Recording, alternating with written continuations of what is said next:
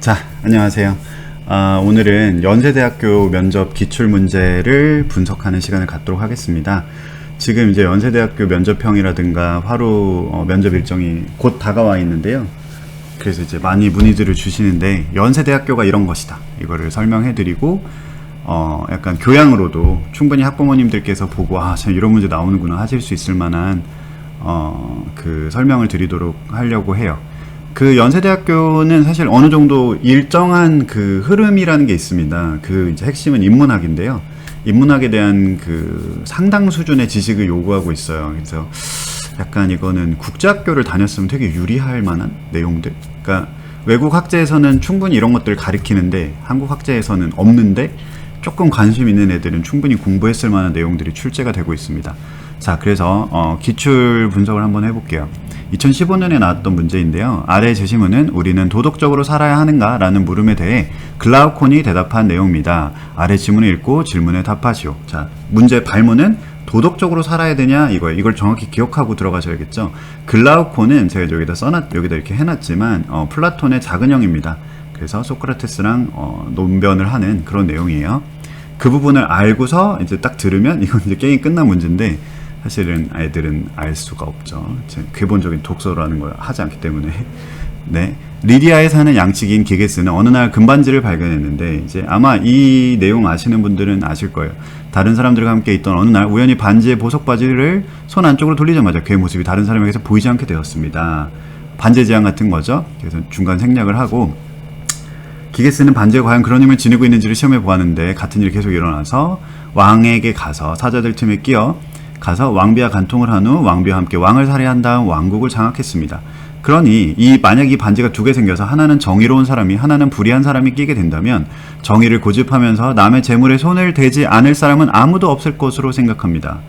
그죠? 만약에 이런 능력이 내가 있다면 정의로울 거야, 난 정의롭게 살 거야 라고 하면서 내 능력을 남용하지 않을 사람이 없다라는 거죠. 그래서 사람이 어떤 됨됨이인지를 알아보려면 그 사람에게 권력을 줘봐라 라고 링컨이 했던 얘기를 갑자기 쓸데없이 추가를 해보겠습니다. 아무튼 그는 시장에서 원하는 것이 무엇이든 들키지 않고 훔칠 수 있을 테니까요. 사실 사람은 처벌과 비난의 두려움 때문에 도덕을 지키면서 살아가지만, 자, 여기서 중요한 거는 우리가 도덕적 삶을 사는 이유는 처벌이나 비난 때문에, 자, 처벌이란 키워드가 나왔습니다. 여기서는 법 때문이라는 거죠. 우리는 법으로 강제를 하기 때문에 도덕적인 행동을 한다라는 거예요. 인간에게 내재된 공정함이나 도덕성이 존재하지는 않는다고 얘기를 하는 겁니다. 자기의 욕망을 무제한적으로 추구할 수 있는 자유를 가지고 있는데도 남의 물건에 손을 대지 않는 것은 어리석은 것이죠. 도덕은 불의한 일을 저지를 수 없는 무능하고 허약한 자들의 자기 보호 수단일 뿐입니다. 약간 니체식의 논리죠. 저는 불의가 정의보다 진짜로 좋고 이익이 되며 결과적으로 행복을 가져옵니다. 어떻게 보면은 지극히 그 공리주의적인 그러한 마인드라고 할 수가 있어요. 그러니까 인간은 반드시 이익을 추구하는 것이고 그것이 선이다. 그러나 우리가 어떤 이기적인 행동을 하지 않고 이타적으로 보이는 이유는 법 때문이다. 혹은 사회적 비난이 두려워서다. 혹은 도덕 계보학에서도 약간 이런 류의 얘기들을 하는데, 제가 오늘은 그러한 것들 자세히 말씀드리진 않고 간단하게 설명을 해드리면, 이 부분은 결국에 인간은 법 때문에 선한 행동을 하는 것처럼 보인다라는 거죠. 실제로는 선하지 않다라는 겁니다. 자, 발문이 나왔습니다. 문제. 도덕적 삶의 불필요성을 정당화하는 글라우콘의 논리를 설명하고, 자, 글라우콘의 논리를 설명을 했죠. 도덕적 삶이 불필요하다는 거예요. 왜? 그것은 우리에게 손해가 되기 때문에. 그죠? 그리고 인간은 자발적으로 도덕적인 행동을 하는 게 아니라 억지로 할 뿐이다라는 거죠. 그의 견해를 자신의 입장에서 평가해 보시오. 자, 굉장히 사실은 어떻게 보면 되게 쉬운데 어떻게 보면 굉장히 난해한 문제가 나왔습니다. 어떻게 해야 될까요? 자, 여기서 영상을 멈춰놓고 학생들 한번 생각을 해보세요. 자, 생각했다고 하고 제가 답을 드릴게요. 참, 결론적으로 여기에 대해서는 굉장히 다양한 답변이 나올 수가 있는데, 첫 번째는 도덕적 삶이 불필요하다. 왜? 그것은 우리에게 이익이 안 되기 때문에. 자, 만약에 그렇다면 우리 인간 모두가 걸리지만 않는다고 했을 때 모두 다 악행을 한다면 사회가 어떻게 될까요? 사기꾼만 남겠죠. 사회 존속 자체가 안 될 겁니다. 사회 통합 자체가 다 깨져버리고 사회 그 근본 구성 요소들이 다 무너져 내릴 거예요. 사실 이렇게 이제 첫 번째 얘기를 해도 될 것 같고요. 자, 두 번째는 인간은 기본적으로 공정함에 대한 인식을 갖고 있습니다. 사실 최후 통첩 게임이라고 그 행동경제학에서 나오는 내용인데요. 행동경제학적 관점에서 보면 최후 통첩 게임이라는 게 있습니다. 100만 원을 서로 나눠서 합의하면 서로 나눠 갖게 되는데 상대방한테 10만 원만 주고 내가 90만 원 갖겠다 했을 때 상대방은 받아들이지 않아요. 기본적으로 자신한테 10만 원 플러스가 이익이 됨에도 불구하고 최소 내가 3, 40만 원은 받겠다라는 공정함에 대한 인식이 있거든요.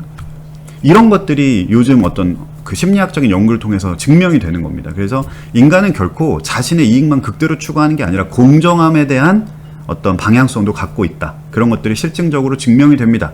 저라면 이렇게 얘기를 하겠어요. 그렇기 때문에 그리고 인간이 그렇게 극한의 이기심을 추구하면 사회 자체가 무너지기 때문에 자신의 이기심을 더 이상 추구할 수 없는 상황이 되죠. 그쵸? 그래서 이러한 견해는 매우 위험한 발상이다 라고 이야기하면 될 것 같아요. 또한 이러한 것들을 양심적 병역 깊이로 연결할 수 있을 것 같습니다. 약간 맥락이 비슷한 맥락이 아니라고 생각할 수도 있는데 저 같으면 양심적 병역 기피자들이 이런 얘기를 하는 거예요. 왜냐면 자신의 양심을 위해서 나는 병역을 기피하겠다는 건데 내가 병역을 기피해서 우리나라의 국방력이 약화되면 사실은 북한한테 지배를 받겠죠. 그러면 자신의 양심을 아예 지킬 수 없는 상황이 되는 겁니다. 이게 모순이죠. 나의 양심을 지키겠다고 하면서 결국에 나의 양심을 지키는 것을 어떻게 보면 위협하는 행동을 하는 거죠. 그렇죠. 사실은 여기서도 마찬가지예요. 나의 이익을 추구하겠다고 하면서 결과적으로 나의 이익을 모두 망가뜨리는 행동을 하는 거죠. 그래서 우리는 그렇게 극한의 이기심을 추구하면 안 된다라는 정도로 얘기를 하면 될 것 같고요. 더 나아가서 저라면 이렇게 얘기할 것 같아요. 이때 아마 정의란 무엇인가라는 책이 되게 센세이션을 일으켰을 때인데 그래서 이제 이런 내용이 나온 거예요. 사실 정의란 무엇인가를 저희가 사긴 사지만 절대 읽어보지 않잖아요. 그래서 이거는 정의란 가변적이냐라는 겁니다. 그러니까 세상에 절대적인 어떤 선과 악이 존재한다라는 쟁점이 있고 얘기가 있고 세상에는 선과 악은 되게 가변적일 수 있다. 사실은 글라우코는 그렇게 얘기한 거거든요. 정의란 어떤 거죠? 아까 보면은 강자의 이익이다. 그죠? 트라시마코스가 얘기했던 건데 정의란 강자의 이익이다라는 식으로 이야기를 하고 있는 거예요. 문제는 정의는 과연 가변적이냐라는 거예요. 저 같으면 교수님한테 교수님 그럼 제가 거꾸로 질문 드려보겠습니다. 정의란 가변적입니까? 저는 결코 그렇게 생각하지 않습니다. 자, 그러면서 이런 예를 들 것 같아요. 이게 사실 플라톤의 국가론에 이 글라우콘이 국가론 제2편에 나오는데 그 바로 뒤에 나오는 내용이에요. 제가 사실 소크라테스의 변론이라는 책을 강독을 하면서 아이들에게 다 설명을 했던 내용이고요. 제 수업을 들었던 학생이라면 맨날 했던 거 나오네 라고 할 겁니다. 사실 인문 면접에 나오는 주제라는 게 그렇게 특수한 내용이 나올 수가 없고 아주 보편적인 게 나오기 때문에 물론 이런 내용이 노아이디어인 아이들은 그냥 뭐 아예 모르는 건데 조금만 공부를 하고 관심을 가지면 누구나 할 수 있는 내용이에요. 그러나 면접 대비를 글쎄요. 저라면 그러니까 이런 거를 알 수 있을까? 일반적인 어떤 평상시에 폭넓은 독서를 하지 않는 사람이 기출문제 이렇게 보면서 이걸 할 수 있을까? 저는 매우 의문이 듭니다. 또 이런 얘기하면 또 너 잘났다 하는 얘기인데 저도 쉽지 않아요. 저처럼 사실 저는 책 읽는 게 그냥 취미거든요. 제가 능력이 없기 때문에 그냥 책이나 읽으면서 시간을 보내고 있는데 저도 힘든데 이거를 그 해설도 연대가 진짜 불친절하게 해놨는데 이걸 누군가 해설을 한다? 진짜 말도 안 되는 지식 수준을 가지고 뭐 애들을 가리키고 컨설팅을 한다는 사람들이 있는데 참 안타깝죠. 물론 본인 열심히 공부해서 배워가면서 하면 모르겠는데 어이없는 그런 오개념을 애들한테 전달을 하고 그게 오개념인지도 모르고 그냥 웃으면서 있는 현실이기 때문에 안타깝습니다. 자, 아무튼 제가 다시 한번 정의는 가변적이냐라는 거에서 이렇게 가볼게요. 교수님, 제가 만약에 한번 예를 들어보겠습니다. 제가 만약에 이제 친구한테 칼을 빌렸어요. 근데 친구가 술에 취해가지고 상태가 안 좋습니다. 그러면 제가 칼을 돌려줘야 될까요? 어머님들께도 한번 여쭤볼게요. 돌려줘야 될까요? 학생들에게 물어보겠습니다. 돌려줘야 될까요? 친구가 술 취해가지고 어떤 짓을 할지 모르죠. 안 돌려줘야 되는 게 맞죠? 자, 그러면 여기서 들어가는 겁니다. 대부분 안 돌려줘야 된다 그래요. 그러면 저한테 돈 좀 빌려줘 보세요. 자, 돈 빌려줬어요. 당신이 주식시장에서 돈을 날릴 것 같아서 저는 돌려주지 않겠습니다. 이렇게 되는 거죠. 이게 실제로 소크라테스가 한 예시예요. 기가 막히는 거죠. 정의란 가변적인가? 정의란 유용성만도 못한 것이냐? 아주 복잡하게 논쟁이 전개되는데, 그거 아주 유명한 그 부분인데, 제가 이제 강력하게 요것만 보여드리는 거예요. 너무 하면 이해가 안 되기 때문에, 제가 이제 그런 거를 막 수업하다 보니까 애들이 이해가 안 된다는 얘기가 나오는데, 저는 다 주고 싶어서 하는 것 뿐이에요. 이제 이렇게 설명하면 이해가 되겠죠. 근데 이거는 사실 진짜 그 습자지만큼만 설명한 거라. 그러나 이것만 해도 연대는 통과할 수 있을 겁니다. 분명히 이 질문에서. 이 뒤에 질문이 2개 더 나오는데, 아주 이제 어느 정도는 내용만 알면 해설할 수 있는, 또 쉽게 해독할 수 있는 내용이었고요. 간단한 거예요. 몸이 상태가 안 좋다.